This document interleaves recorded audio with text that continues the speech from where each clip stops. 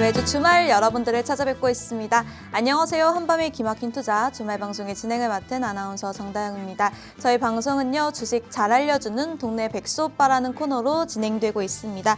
이번 시간에는 국내 주식 주요 이슈들에 대해 알아보고 김보냉 칼리로 활동하고 계시는 김정철 본부장님 모시고 자세한 얘기 나눠보도록 하겠습니다. 안녕하세요, 본부장님. 네, 안녕하십니까. 반갑습니다. 김정철입니다. 네, 간단한 소개와 이번 주 수익률 브리핑 부탁드립니다. 네, 뭐 소개는 할 건 없을 것 같고요. 몇 년째 이걸 하고 있기 때문에 소개를 매 한 3, 4년 해버리면 그렇잖아요. 한 5년 넘게 하는 것 같은데 제가 이 방송을. 일단 최근에 이제 시장 관전평을 좀 얘기 드리자면 이게 금요일 역시 엄청 바쁘네요. 이게 일주일을 쉬어버리니까 4일을 쉬어버리니까 금요일에 순식간에 이 모든 게 다 반영되는데 정신이 하나도 없었습니다 라고 할 줄 아셨겠지만 저는 이미 연휴 동안에 우리 시청자 여러분들한테 오른쪽 하단 QR코드 스캔하고 들어오셨던 분들 이미 들어와 계신 분이 많이 계세요. 한 3,000명 되거든요. 한 3,000분 되시는데 이 3,000명이 오른쪽 하단 QR코드 스캔하고 들어오셨는데 이분들은 연휴 동안에 편안하게 집에서 편안하게 제가 브리핑한 거 매일같이 저 연휴 때 안 쉬었어요. 여러분 쉬셨죠? 근데 저는 안 쉬었습니다. 저는 쉴 게 없어요. 저는 이제 열심히 여러분들을 위해서 일을 하는 사람이기 때문에 여러분들한테 계속 딥시크 관련한 내용부터 해가지고 각 실적 발표가 나올 때마다 제가 오른쪽 하단 QR코드 스캔하고 들어오신 분들 잘 아시겠지만 실시간으로 계속 올려드렸습니다. 실시간으로. 우리 시청자 여러분들 이런 분도 계셨어요. 주말 연휴에는 좀 쉬어라. 우리 김정철 본부장 연휴에 좀 쉬시면 안 됩니까?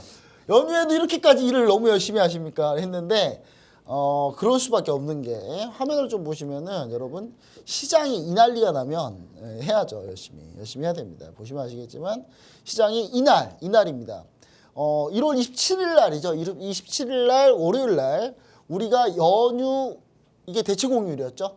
그러면 아싸 이게 웬떡 해가지고 많이 쉬신 분 많이 계시잖아요. 그렇게 쉬는 날 미국은 난리가 났습니다. 난리가 진짜 대폭 나겠는데 엔비디아가 하룻밤 사이에만 약 846조 원의 시가총액이 사라진 그런 날인데요. 일단 이날 엔비디아가 대폭락을 했고 그러면서 나스닥이 그래도 양봉 마감. 만약에 우리나라가 이날 장이 열렸으면 여러분 화요일 날 거의 아비규환이었어요. 화요일 날 거의 아비규환 맞을 뻔했는데 장이 휴장이었다. 그러면서 화요일 날 어떻게 넘어갔냐? 화요일 날 넘어가게 되면서 화요일 날은 딥시크 때문에 그런 문제가 생겼으면 그럼 AI 소프트웨어 하는 회사들은 더 비용 싸니까 더 좋은 거 아니야? 이 생각 들면서 갑자기 아마존, 마이크로소프트, 메타 급등하면서 다시 반등. 그리고 수요일 날 바로 또 메타 실적 나오면서 괜찮았네. 근데 마이크로소프트 실적 나오면서 이거 별론 거 아니야? 또 해서 목요일 날 대혼돈. 이런 식으로 현재 장이 이어졌다. 그러니까 여러분들 제가 가만히 있을 수는 없었다.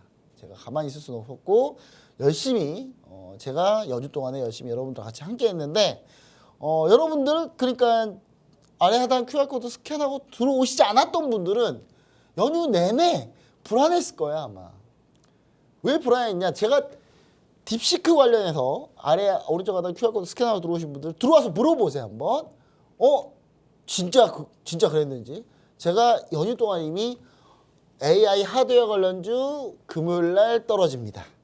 AI 소프트웨어 관련주 금요일날 폭등합니다. 마음 AI, 코나 테크놀로지 다 급등 단타자리 다 나옵니다.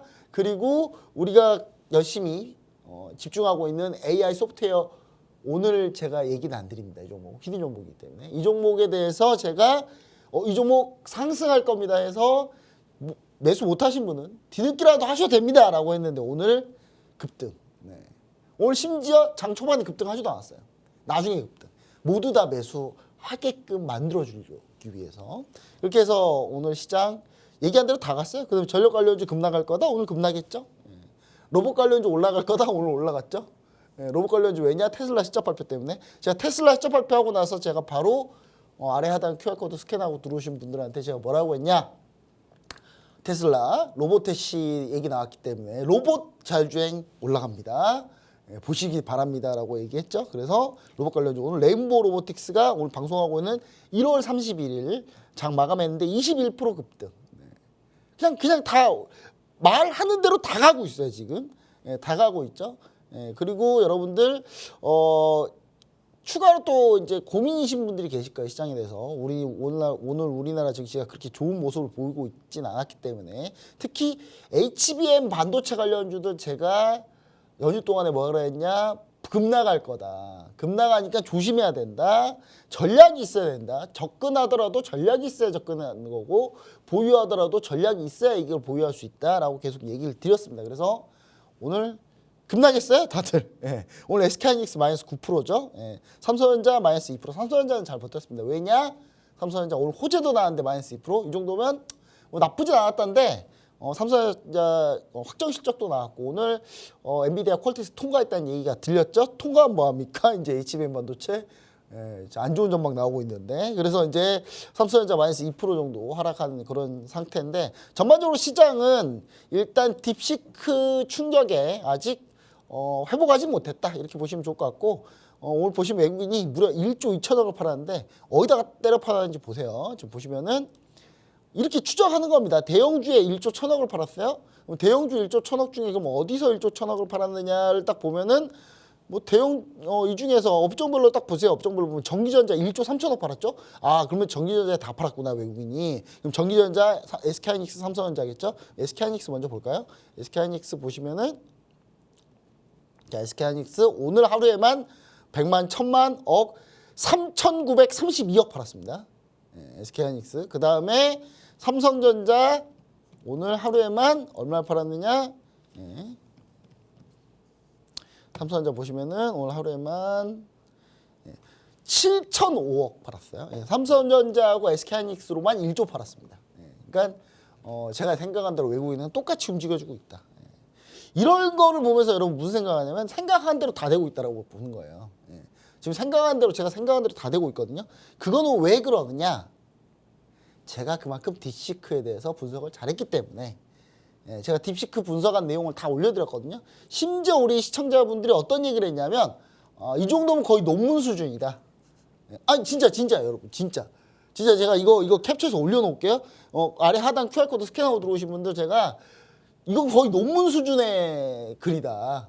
이거는 논문 수준인데 초보자들도 너무나 쉽게 이해할 수 있는 수준의 설명이었다라는 그런 극찬이죠. 감사드립니다. 제가 연휴 동안에 그렇게 열심히 했다는 거 얘기 드리고 여러분 오늘 하루 이 모습이 계속 이어지지 않습니다.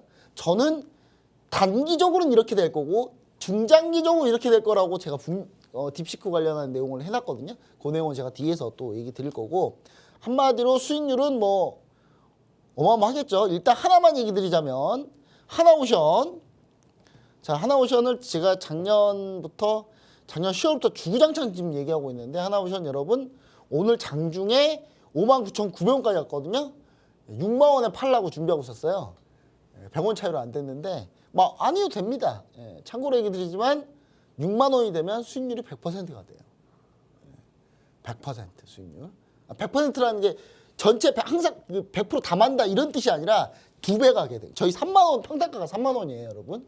3만 원의 평단가에 매수했는데 하나오션 지금 6만 원 오늘 찍기 직전까지 갔습니다. 수익률 90%대에서 멈췄어요. 현재도 90%대입니다. 네. 현재 이 정도 수익률 보여주고 있다는 거 다시 한번 얘기 드리고 또 이거 말고도 여러 가지 종목이 있는데 오늘 제가 AI 관련 소프트웨어 관련주를 제가 지금 이렇게 검색하고 싶은데 이게 히든 종목이라 이것도 지금 한 50% 되거든요 이제. 근데 지금도 늦지 50%나 오른 종목을 그럼 수익률 50%나 된 종목을 그럼 왜 또 얘기합니까? 더 갈 수 있으니까 이제 물 만났으니까 물 만나 물고기니까 이제 갈 수 있다는 얘기를 드리면서 전체적으로 관점평하고 수익률 리뷰 마치도록 하겠습니다. 네, 긴 설 연휴를 마치고 첫 거래일이었습니다. 여러 가지 이슈들이 있었는데 전반적으로 아직 시장은 딥시크 충격에서 헤어나오지 못하고 있는데요. 이 충격에서 헤어나오고 싶으신 분들 하단 QR코드 스캔하시고 들어오셔서 저희 본부장님과 함께 투자 전략, 가격 전략 세워가시길 바라겠습니다. 그럼 다음으로 바로 국내 증시 주요 이슈들 보고 오도록 하겠습니다.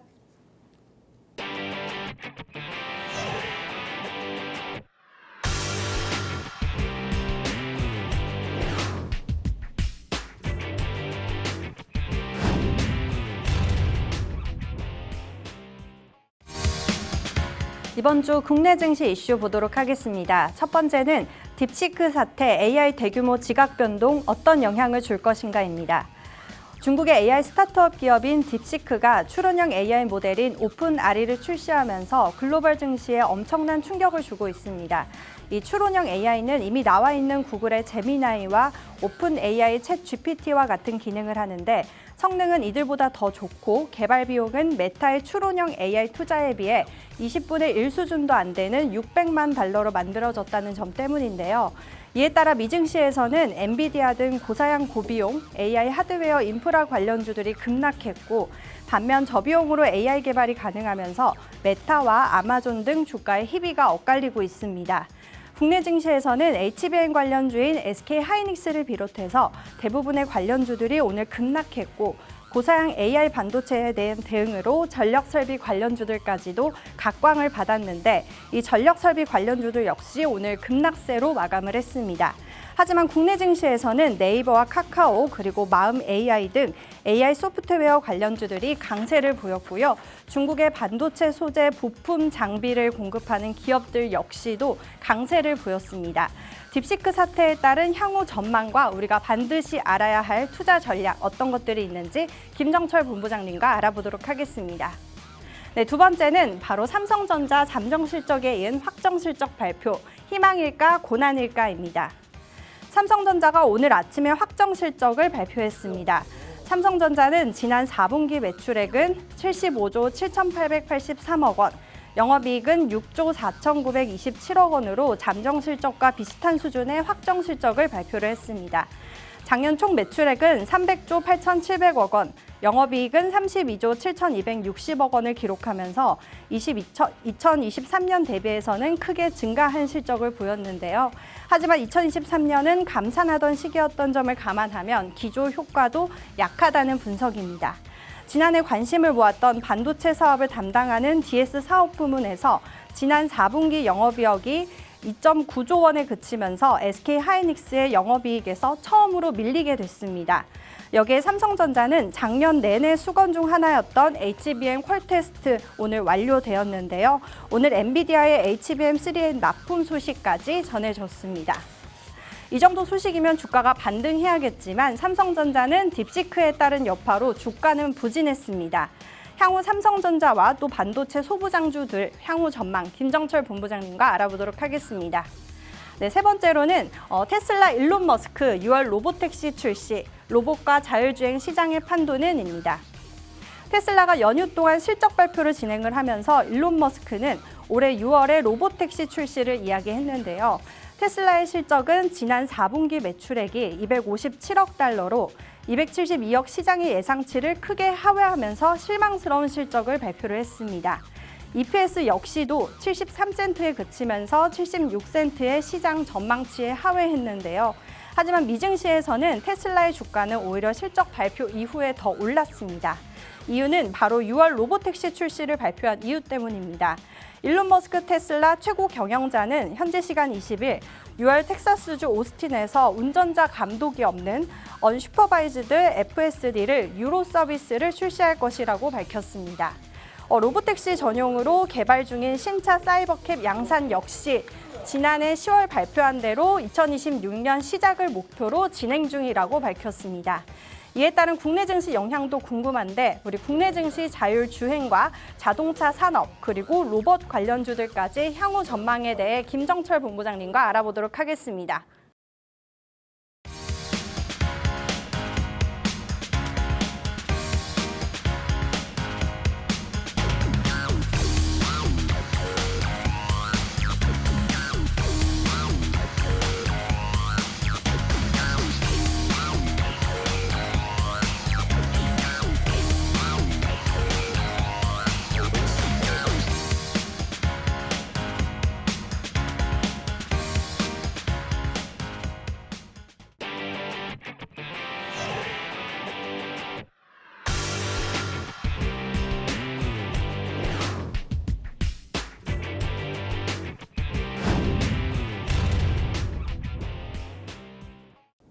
네, 국내 증시 주요 이슈들 보고 왔는데요. 제가 몇 가지 질문 드려보도록 하겠습니다. AI 시장이 격변인 중국 딥시크가 등장하면서 엔비디아가 폭락했습니다. 우리 증시에 어떤 영향을 줄지 이 딥시크 사태에 따른 향후 전망과 우리가 알아가야 할 투자 전략 어떤 것들이 있을까요? 네. 제가 다영 MC한테 질문 하나 할게요. 어떤 질문 질문이죠? 시간입니다. 딥시크 다운 갑자기 받으셨나요? 어지러운 것 같은데, 네. 다운 받으셨나요? 딥시크? 아니요, 저는 다운받지 않았습니다. 왜 다운 받지 않으셨나요? 이유가 뭐? 용량이 부족해서 핸드폰 용량이 부족해서 스마트폰을 사진이 이상한 너무 걸 많아서요. 쓰고 계시군요. 10만 장이 넘게 네. 있습니다. 사진을요? 네. 사진도 그 중첩된 사진 삭제해주는 어플들이 있어요. 오. 그런 거 좀 잘 이용하시고. 네, 알겠습니다. 네, 일단 딥시크 여러분들 혹시 다운받으셔서 사용해 보셨습니까? 저는 사용했을 것 같습니까? 안 했을 것 같습니까? 했을 것 네, 같습니다. 이번에 했습니다. 오. 그러니까 이 전에 사용하셨던 분들이 계셨을 수도 있어요. 왜냐하면 여러분 다시 한번 얘기 드리지만 이 딥시크라는 거는 뭐냐면 여러분 그 딥시크 R1이거든요. 정확히 하면 R1인데 R1 이게 뭐냐면 추론형 AI 이미 나온 챗GPT 그 다음에 구글의 제미나이 그 다음에 네이버에서 야심차게 내놨지만 아무것도 안 된 하이퍼클로버 X 이렇게 이런 것들을 다 추론형 AI. 그러니까 우리가 뭐 이렇게 오늘 증시 마감 시황 좀 얘기해 줘봐. 그러면 이제 딱 추론형 AI가 딱 정리해가지고 싹 나오거든요. 네, 진짜로. 진짜 너무 그렇게 나와요. 좋은데요? 근데 이 좋은 걸 왜 안 쓰고 계세요? 저는- 참고로 챗GPT는 유료입니다. 어, 네, 유료예요. 네, 챗GPT는 유료고요. 네. 그걸 무료로 할 리가 없잖아요, 그렇죠? 유료고 그 다음에 나머지 뭐 구글 제미나이도 마찬가지고 유료 버전이 있습니다. 근데 중요한 건 뭐냐? 딥시크는 뭐다? 무료인가요? 무료다. 그러니까 무료다. 그러니까 딥시크가 아무 갑자기 이번 설 연휴 때 출시한 게 아니에요. 이미 그 전에 나와 있었어요. 나와 있었는데 점점 다운로드 수가 올라가더니 사람들 평가가 이거 챗GPT하고 별 차이가 없네? 라는 얘기가 계속 나오기 시작한 거예요. 그러다가 이번에 딥시크 관계자 인터뷰 딱 때리면서 그 인터뷰를 왜 했겠습니까? 애플 앱스토어에서 챗GPT하고 거의 다운로드 수가 거의 비슷해졌거든요. 그러면서 딥시크 CEO 데리고 와가지고 한마디 이제 인터뷰했는데 그게 이제 화제가 되면서 딥시크가 챗GPT를 이겼어요. 다운로드 수에서. 오. 그래서 애플 다운로드 1위입니다. 현재. 그것 때문에 이슈가 된 거예요. 그러니까 이게 갑자기 그날 출시한 게 아니라 이미 나와 있던 건데 이미 나와 있던 거예요, 여러분. 물론 저는 그럼 김영철 본부장님 트렌드에 빠르신 분이 그걸 왜 안 썼습니까? 중국 거잖아요. 저는 제 개인정보를 소중히 여깁니다. 이거 다운받았다가 제 개인정보 털리면 어떡해요. 근데 그래서 그러면 지금 다운받았다고 하는데 그러면 그래서 저는 서브폰을 하나 만들었어요. 서브폰 하나 만들어가지고 거기에 아무 개인정보도 없는 서브폰을 만들어가지고 거기다가 딥시크를 다운받았어요. 네. 진짜 딥시크가 무료인데 저는 딥시크 다운받으려고 폰을 하나 더 샀어요.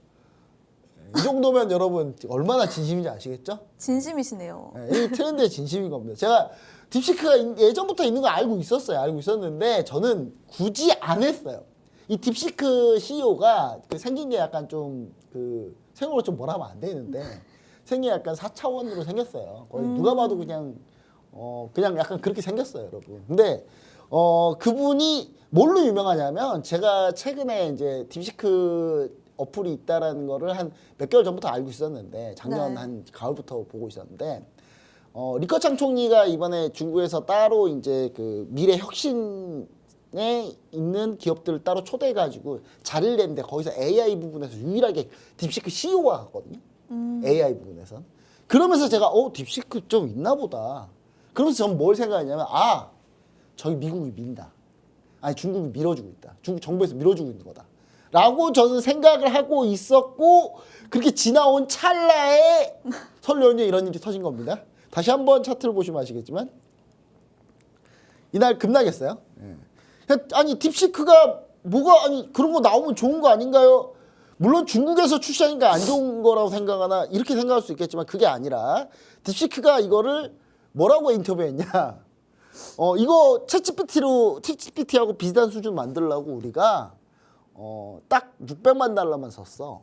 600만 달러면 얼마 안 하거든요. 이게 한 80억 좀 넘는데 600만 달러밖에 안 썼어. 그러니까 이제 여기서 이제 말이 돼 이게? 메타는요, 참고로 메타는 지금 메타가 지금 인공지능 AI 거 세팅하는 데만 아직도 세팅 다 못했거든요. 세팅하는 데만 이미 2천억 들었어요. 이미 2천억 들었는데 여기에다가 추가로 세팅하는 거 거의 조 단위로 들어가거든요. 메타는 그거 하려고 조 단위의 돈을 때려 부어서 하고 있는데 이제 딥시크는 꼴랑 100억도 안 된 돈 가지고 이걸 했다라는 거예요. 그러니까 이제 여기서 이제 충격을 받은 거죠. 그럼 성능이 별로여야 되거든요. 그러면 그 돈을 적게 썼으니까 성능이 안 좋아야 될 거 아닙니까? 그럼 성능이 안 좋냐? 성능표를 제가 아래 하단 QR코드 스캔하고 들어오신 분들의 성능표를 올려드렸거든요. 제가 또 올려드릴 텐데 보시면 아시겠지만 성능표를 보면 딥시크가 맨 꼭대기에 있습니다. 그 밑에 챗 GPT가 있어요. 제미나이가 그 밑에 있고. 참고로 이 성능 같은 경우는 누가 테스트하냐? 전문가들이 테스트합니다. 각 전문가들이 각각 추론형 AI에다가 성능 테스트하는 질문이 있어요. 그 질문을 하게 되면 어떤 식으로 답을 하는지를 보면 성능을 알 수가 있거든요. 근데 이게 훨씬 더 챗GPT보다 위에 있더라. 이게 이제 충격이죠. 그래서 그럼 그 충격을 누가 받아야 되느냐? 마이크로소프트가 받아야 돼요. 마이크로소프트가. 마이크로소프트 차트를 보시면 미국의 마이크로소프트 보시면은 딥시크 충격으로 폭락. 근데 그때 다시 다 올렸어요. 다시. 그날 딥시크 충격으로 마이너스 4% 갔다가 마이너스 2%에 끝나고 그 다음날 이걸 다시 회복. 근데 지금 다시 밀렸나? 이거는 실적 발표 때문에 밀린 거고요. 실적 발표 때문에 폭락한 거고. 그러니까 딥시크 충격으로 마이너스 4% 갔다가 다시 반등했는데 이게 이제 오픈 AI의 챗 GPT. 오픈 AI가 챗 GPT를 만들었고 챗 GPT에다가 마이크로소프트가 엄청나게 투자를 해서 챗 GPT 지분을 많이 갖고 있거든요. 사실상 마이크로소프트 겁니다. 마이크로소프트가 갖고 있는 거예요. 근데 이 챗 GPT를 능가하는 딥시크가 나오니까 그 딥시크를 심지어 돈을 확 줄여가지고 만들었다. 이제 이거에 충격받는 거죠. 그게 어떻게 가능할까요? 어떻게 가능하죠? 이게 불가능이야 맞거든요. 근데 어떻게 가능할까요? 그거는 이미 딥시크에서 설명을 다 했어요. 우리는 사람들이 AI에 대해서 질문을 할 때 그 네. AI가 추론, 학습은 저비용으로 가능해요. 학습은 저비용으로 계속 학습할 수 있어요. 추론을 뽑아내는 연산 과정에는 돈이 좀 많이 들어가요. 근데 추론과 학습과 추론을 해서 나오는 그 데이터들, 그 내용을 우리가 일반적인 AI 접근 방식으로 한 게 아니라 어떻게 했다고요? 이미 나온 챗GPT, 제미나이 등등 거를 베끼는 거예요. 베끼는 방식으로 접근하는 거예요. 이거는. 그게 뭐냐면 이미 챗GPT에서 답을 한 거를 걔가 수정 보완치는 거예요. 그러니까 접근 방식이 아예 달라요. 그러니까 접근 방식 자체가 바뀐 거예요. 그러니까 이거는 여러분들 한 가지 방법일 수 있겠다는 생각을 하는 거예요. 저도. 이게 후발주자들은 기존의 선두주자들이 하던 거를 데이터상으로 그걸 만들어가지고 베껴서 그러니까 사람들이 질문들을 상관없죠. 뭔 상관이에요?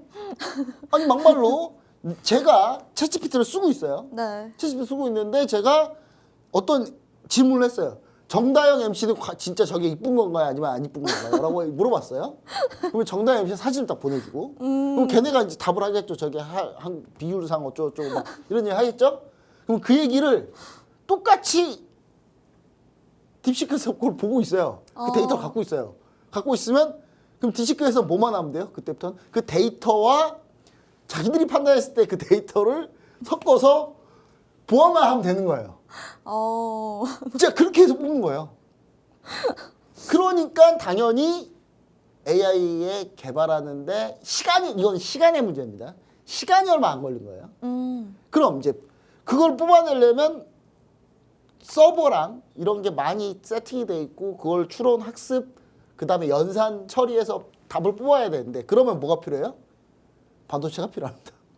반도체가 필요해요. 반도체가 필요한데 여러분 반도체라는 게 반도체가 그러니까 제가 오른쪽에다 QR코드 스캔하고 들어오신 분들 그다음에 제가 유튜브 히든통신망에 영상 올릴 영상을 보시면은 제가 거기에 뭘 올릴 거냐면 반도체가 뭔지부터 정확히 올릴 거예요.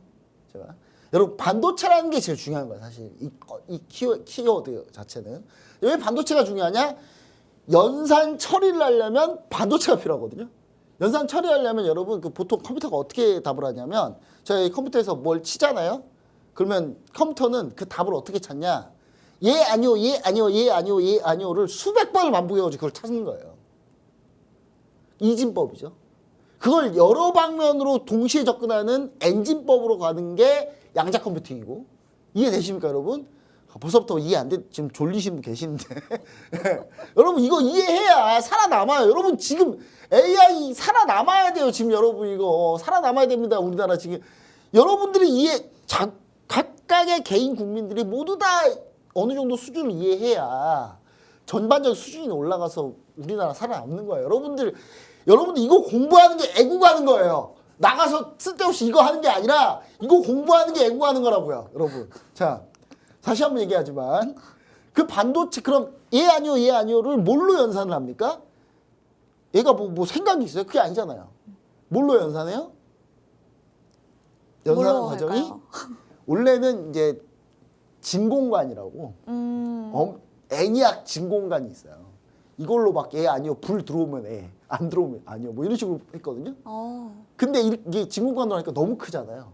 그걸 컴퓨터 하나 만들려고 이제 축구장 넓이를 하고 있어요. 지금 그렇게 하면 효율이 안 나잖아요. 초기 컴퓨터가 그랬어요.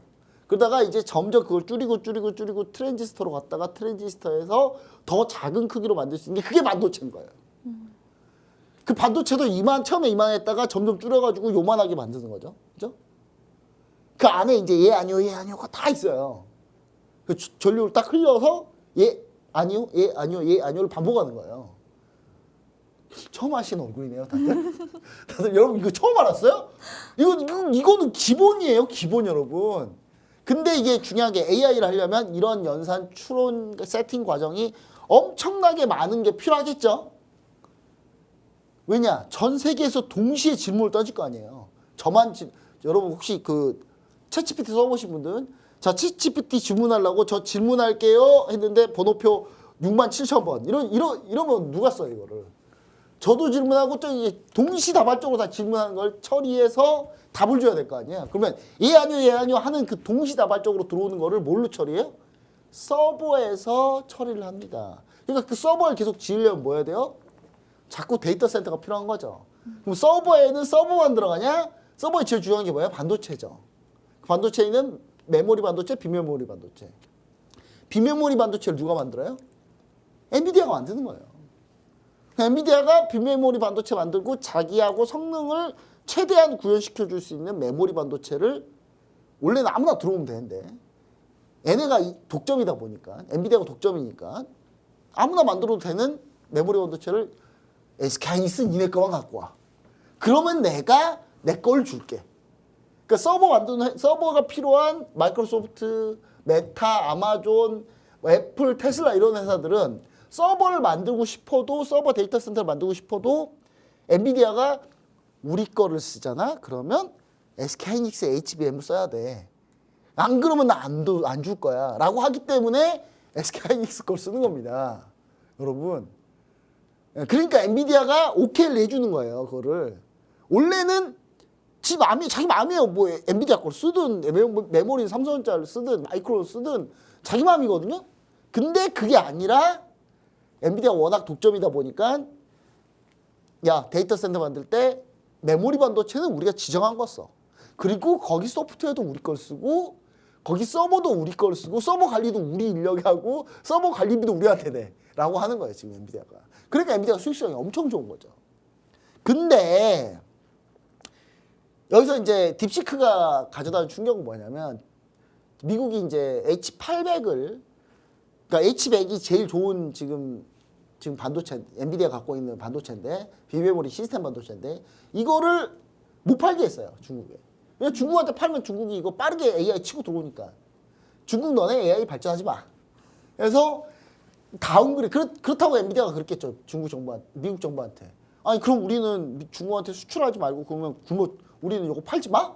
팔면 돈 버는데? 그랬더니 미국 정부가 그랬겠죠. 그럼 다운그레이드 팔어. 그래서 H800을 만든 거예요.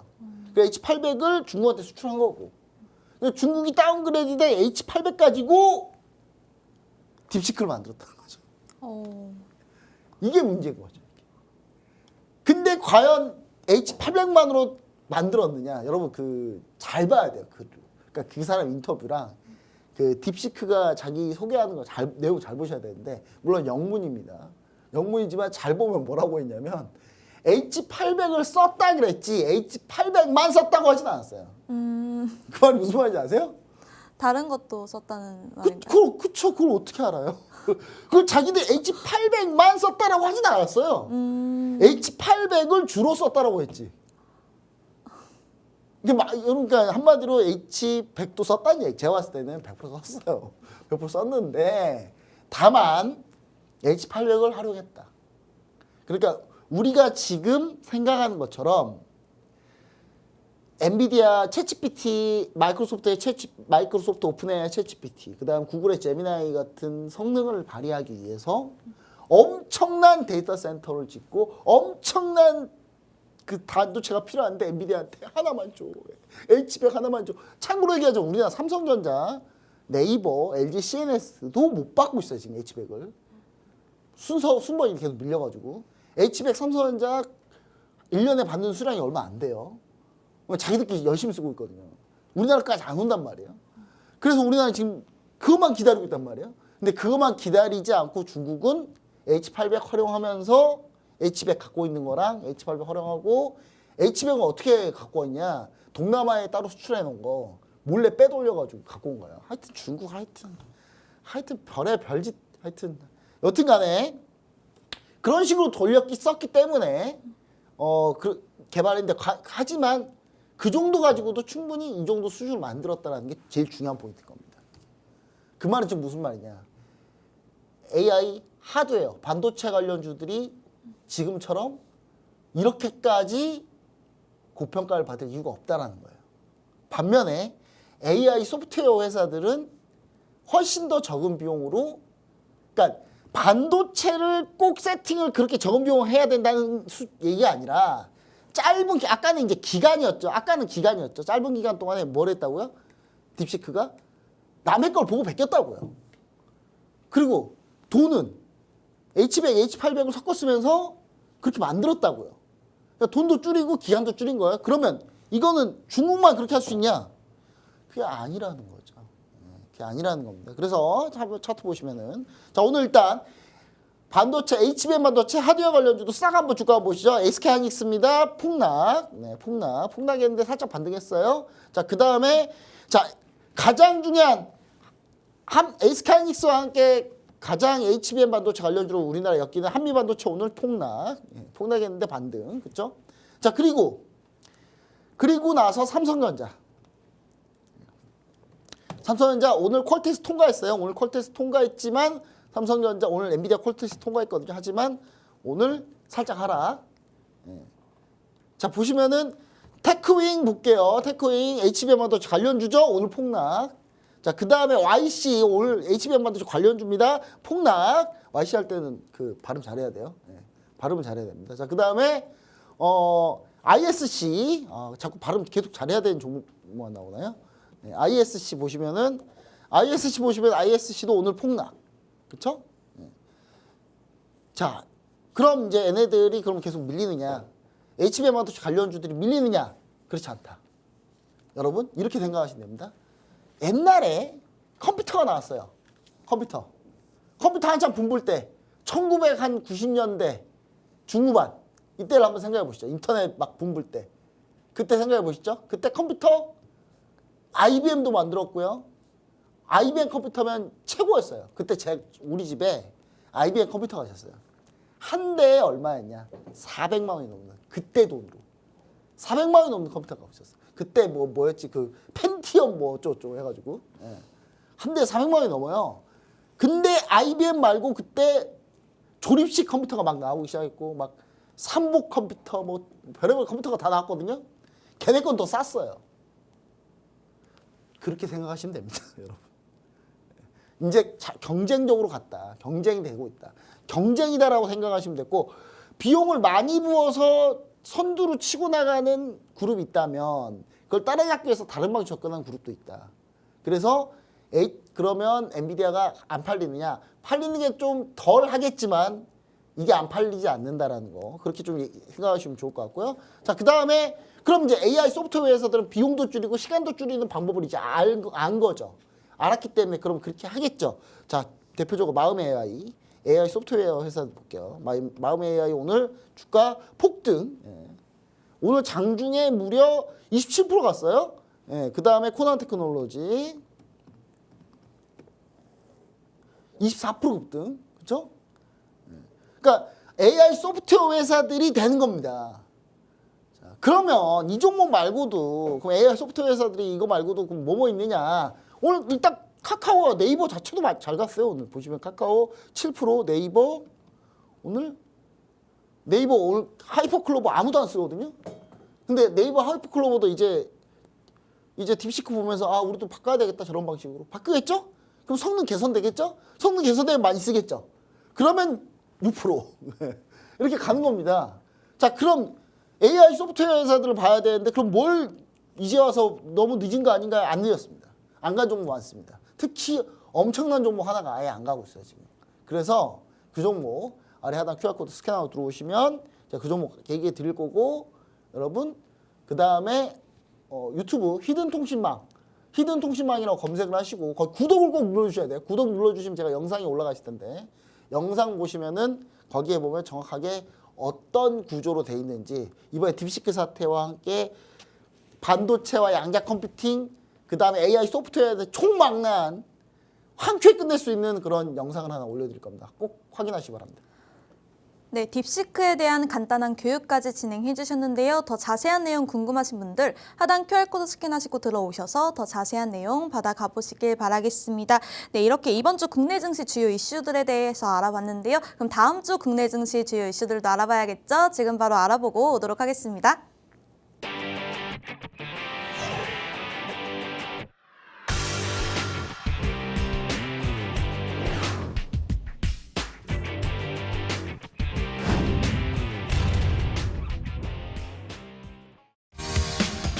다음 주 국내 증시 이슈 보도록 하겠습니다. 첫 번째는 본격적인 국내 증시 실적 발표, 어닝 서프라이즈 종목은 어떤 종목일까입니다.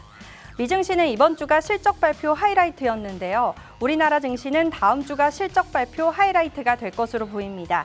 당장 다음 주 월요일부터 LG화학, 포스코 인터내셔널, 포스코 퓨처엠, 포스코 DX, 효성중공업, 효성CNC 등 2차전지 화학 관련주들 실적 발표가 있습니다. 그리고 4일에는 하나금융지주와 화장품 관련주인 LG생활건강이 실적을 발표하고요. 석유화학 관련주들 중에 유망주로 최근 꼽히고 있는 금요석유 역시 4일에 실적 발표를 진행합니다. 그리고 건설주들, 금융주, 화학주들 대부분이 다음 주에 집중되어 있는데요. 본격적인 실적 발표 시즌으로 들어가는 국내 증시, 실적 발표에 조심해야 할 종목과 또 기대해볼 만한 종목 어떤 것들이 있는지 김정철 본부장님과 알아보도록 하겠습니다. 네, 두 번째는요. 중국 춘절, 중국 관련 소비주 다시 살아날 수 있을까입니다. 다음 주 4일까지 중국의 춘절 이슈로 인해 중국이 휴장인데요. 중국의 춘절 기간 동안 가장 중요한 게 중국의 내수 소비입니다. 중국이 계속되는 내수 경기 부진에 중국 인민은행이 LPR 금리를 인하해서 춘절 전에 중국의 내수 소비를 진작시킬 것으로 전망했습니다. 하지만 중국 인민은행은 LPR 금리를 동결했는데요. 이에 따라 춘절에서 중국의 소비가 얼마나 버텨주느냐가 상당히 중요한 관전 포인트가 될 것 같습니다. 특히 화장품 등 중국 관련주의 향후 전망이 궁금한데요.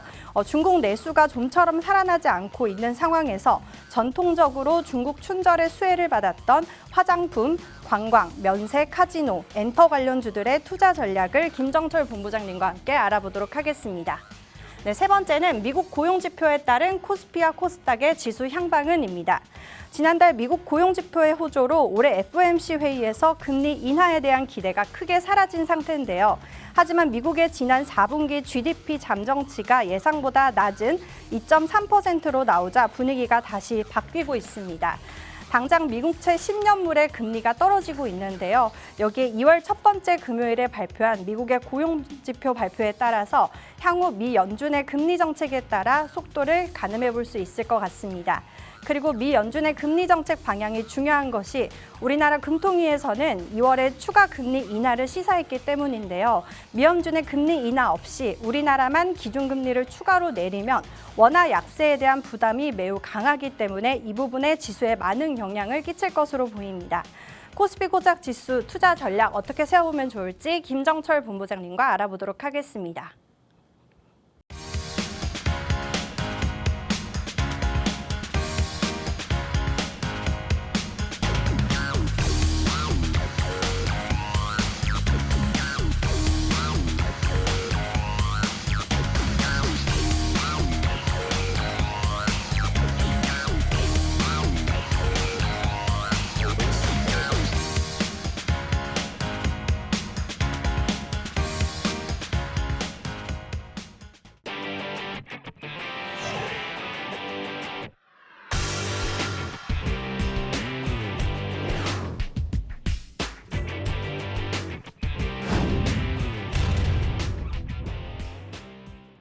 네, 다음 주 국내 증시 주요 이슈들도 알아보고 왔는데요. 제가 질문 몇 개 드려보도록 하겠습니다. 미증시는 이번 주가 실적 발표 하이라이트 주간이었는데요. 우리나라 증시는 다음 주가 이제 실적 발표 하이라이트 주간입니다. 본격적인 이 실적 발표 시즌을 잘 대비를 해야 할 것 같은데 어떻게 대비하면 좋을까요, 본부장님? 네, 그 다음 주 초반 보니까 그 2차전지 관련주도 시점 발표가 나오더라고요. 네. 기대하지 마세요, 여러분. 2차전지 기대하지 마세요. 뭐 다다음 주면 에코프로도 나오거든요. 근데 에코프로 전에 이제 포스코 그룹주들이랑 그 다음에 2차전지 관련주들 중에 이제 몇 개 종목들이 이제 시점 발표하는데 LG화학 같은 경우가 2차전지 전구체 관련주이기 때문에 2차전지 전구체 판매량도 알 수 있거든요. 화학주들, 그러니까 다음 주에 주로 화학주, 금융주, 그 다음에 이제 그런 종목들 위주로 그렇게 좀 실적이 발표되는데 기대하지 마세요, 별로. 잘 되는 종목 없을 겁니다. 네, 그냥 여러분들 아니 테슬라가 4분기 전기차를 그거밖에 못 팔았는데 여러분 잘 될 것 같습니까? 네, 안 되겠죠, 그렇죠? 그럼 이제 어떻게 해야 되냐? 화학주들 중에 저는 한 종목 보고 있습니다. 다음 주에 발표한 종목 한 종목이 있는데 일단 여러분 금호석유라는 종목이 있어요. 금호석유라는 종목이 있는데 이 금호석유 같은 경우는 현재 지금 주가가 많이 밀렸다가 지금 다시 현재 살짝 반등해 보려고 지금 하고 있는데 지금 반등하려고 하는 찰나에 깔아앉고 있죠, 그렇죠? 네, 깔아앉고 있는데 다음 주 시점 발표 노리고 있는 종목인데요. 자, 이 종목은 제가 공개해드리도록 하겠습니다, 여러분. 보시면 아시겠지만 실적은 금호석유 견조합니다, 탄탄해요. 물론 실적은 우하향한 건 맞아요. 조 단위로 수익 내다가 지금 현재 3천억대까지 밀려 있는 상태입니다. 밀려 상태인데 그럼에도 불구하고 3천억 영업이익 3천억 나오는 회사가 시가총액 2조 8천억밖에 안 되는 저평가되어 있는 회사고요. 그리고 금호석유 하고 있는 게 뭐냐면 여기 보시면은 합성고무를 하고 있어요. 합성고무. 여러분 천연고무 생산량이 점점 줄고 있어서 합성고무도 쇼티식이 나오고 있거든요. 그러니까 부족해요, 지금. 부족하기 때문에 실적이 향후 더 좋을 가능성이 아직도 없다. 그러면 이 금호석유의 투자 전략을 어떻게 세워보면 되느냐?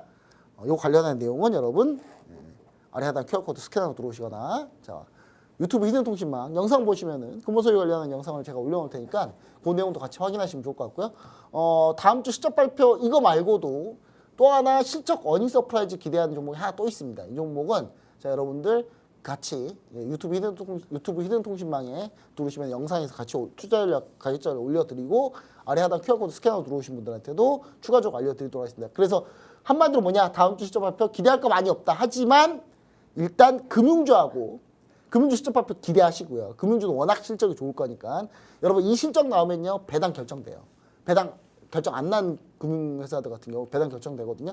배당 물량으로 올라올 가능성이 있다는 거 반드시 체크하셔야 됩니다. 그리고 뿐만 아니라 역시 화학주들 중에서는 제가 금호석유 얘기 드렸으니까 금호석유까지 확인해 보시기 바랍니다. 네, 다음 주 화학주, 금융주 위주로 실적 발표 보면 좋을 것 같다고 말씀해 주셨는데요. 화학주에서 금호석유 한 종목 보고 계신다고 정리해 주셨습니다. 자세한 내용 궁금하신 분들 하단 QR코드 스캔하시고 들어오셔서 자세한 내용 받아가 보시길 바라겠습니다. 그럼 바로 다음 질문으로 넘어가 볼 텐데요. 다음 주 4일까지 중국의 춘절 이슈로 인해 중국이 휴장인데 여기서 우리가 주의 깊게 봐야 할 건 화장품 등 중국 관련주들의 향후 전망입니다. 이 중국 내수가 좀처럼 살아나지 않고 있는 상황에서 전통적으로 중국 춘절에 수혜를 받는 관련주들 투자 전략 어떻게 세워보면 좋을까요? 네, 일단 화장품 보지 마세요. 보지 마시고 네. 일단 중국 화장품 관련주 특히 LG생활건강이 다음 주 실적 발표거든요. LG생활건강 위험합니다, 여러분. 올라오긴 지금 살짝 오늘 올라왔는데 오늘 매수세가 빠졌기 때문에 반도체 관련 빠졌기 때문에 올라오는 거고요. 이거는 실적 확인할 때까지는 보지 말자. 절대 접근하기 금지다. 그 다음에 아모레퍼시픽도 마찬가지입니다. 아모레퍼시픽도 사실 뭐 중국 어느 정도 좀 털려고 열심히 노력하고 있다고 하는데 사실 턴 건 맞아요. 많이 털고 있고 미국 쪽에 집중하고 있다는 것도 최근에 이제 미국 쪽으로 많이 집중하고 있거든요. 그러면서 주가가 반등하는 거 맞는데 지금 골든크로스가 완전 난 상태입니다. 난 상태인데 요거 LG생활건강 실적 보면서 판단해 보시면 좋을 것 같아요. 그러니까 만약에 여러분 이때 LG생활건강 실적이 좀 괜찮고 중국 춘절 때 소비 내용이 조금 잘 나왔다라고 하면 못해도 아모레퍼시픽 15만 9천 원 그냥 가거든요. 한번 갭 떨어진 거 갭 한번 매우로 갈 거고 그 다음에 16만 원까지도 갈 가능성이 있는데 그 부분은 좀 시간 지나면서 보면서 판단하는 거고 화장품 관련주도 주요 집중해야 될 건 뭐다? 미국향, 일본향 관련주도 보시자. VT 보시면은 VT 실적 안 좋거든요. VT 주가가 최근에 안 좋거든요. 안 좋은데 조정 많이 받았고 재접근 전략을 짜야 되는데 지금 현재는 하락 추세이기 때문에 지금 보지 마시고 돌아 나올 때 보시면 좋을 것 같고요. 그 다음에 관련주들 그 말고도 많이 있습니다. 많이 있는데 저는 화장품보다도 그럼 레저나 뭐 카지노 뭐 이런 쪽은 어떠냐 관광 그것도 보지 마세요. 그것도 보지 마시고 크게 좋지는 않습니다. 그리고 카지노 관련주 중국에서 돈 많은 애들이 놀러 와야 그게 되는 건데 중국에 돈 많은 애들이 그렇게 많이 안 올라와요. 그리고 중국 전체적으로 소비나 이런 게 좋지 않기 때문에 특히 중국 LPR 금리가 동결화 시켜놓고 지금 중국 소비주들 띄우려고 하는데 도저히 띄우지지가 않거든요. 그래서 중국 같은 경우는 중국 관련주 내면 보지 말자 이렇게 얘기 드리고 다만 엔터주는 좀 다르다. 엔터주에서는 가장 탑픽은 하이브로 보고 있습니다. 하이브 보시면 좋을 것 같고 나머지 종목들도 여러분들 같이 함께 보시면 좋을 것 같은데 하이브와 SM을 여러분 딱 두 개를 딱 갖다 놓고 보시고 최근에 신인 걸그룹 막 열심히 내고 있는 JYP나 뭐 이런 종목도 있습니다. 그래서 웬만하면 엔터주는 지금 현재 볼 수 있다라고 좀 보시고 엔터주 신규 매수 접근 전략은 아래 하단 QR코드 그 다음에 유튜브 히든통신망 영상을 참조하시면 좋을 것 같습니다. 네, 중국 춘절 수혜주 중 엔터주를 주의 깊게 보면 좋다고 말씀해 주셨습니다. 그럼 바로 다음 질문으로 넘어가 볼 텐데요. 미국 고용지표에 따른 코스피 코스닥 지수 현방 어떻게 보고 계실까요? 네, 일단 다행히 미국 GDP가 안 좋게 나왔어요. 안 좋게 나온 게 왜 좋은 거야? 미국 GDP가 지금 안 좋게 나와야 금리나 기대감이 높아집니다. 그럼 미국 고용보고서, 그러니까 가장 문제는 고용보고서예요. 금요일 날 나올 거예요. 그래서 금요일 나와봐야 금요일 다음 주 국내 증시 이미 지난 뒤에 나오기 때문에 여러분들이 그렇게 많이 신경 쓸 필요는 없다. 다만 다다음 주에 엄청난 영향을 미칠 텐데 그럼 다음 주 전략은 다음 주 주 초반엔 상승으로 보고 있어요. 주 초반 오늘 조정했지만 조정도 오늘 보시면 아시겠지만 종가에서 밀어 올렸어요. 다시 밀어 올렸습니다. 종가에서 밀어 올렸고 이 말은 지킬 의지가 있다는 거거든요. 보시면 아시겠지만 시장 시간대별 매매하나 오늘 하루가 좀 중요한데 오늘 하루 보시면은 오늘 하루에서 막판에 기관에서 좀 들어왔거든요. 기관에서 좀 들어왔기 때문에 저는 기관에서 좀 들어올 가능성이 좀 있다. 그 다음에 외국인 같은 경우는 막판에 코스닥 순매수로 전화했기 때문에 이 부분도 좀 여러분들이 좀 참고하시면 좋을 것 같다. 그래서 보는 방향이 뷰가 그렇게 나쁘진 않다라는 거. 그 다음에 그럼 주 후반이 문제다. 주 후반에는 경계감이 분명히 있다라는 얘기 다시 한번 드리고요.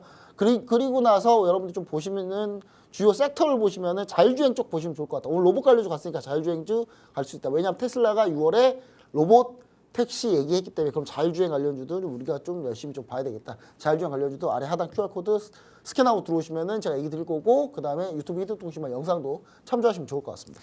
네, 다음 주 국내 증시 주요 이슈들에 대해서도 다 알아보고 왔는데요. 자세한 내용 궁금하신 분들 하단 QR코드 스캔하시고 들어오셔서 자세한 내용 받아가 보시길 바라겠습니다. 네, 저희가 준비한 소식은 여기까지입니다. 본 방송에서 제공되는 정보는 투자 판단에 대한 참고 자료일 뿐이며 해당 종목의 가치 또는 상승과 하락을 보장하지 않습니다. 시청해주신 여러분 고맙습니다.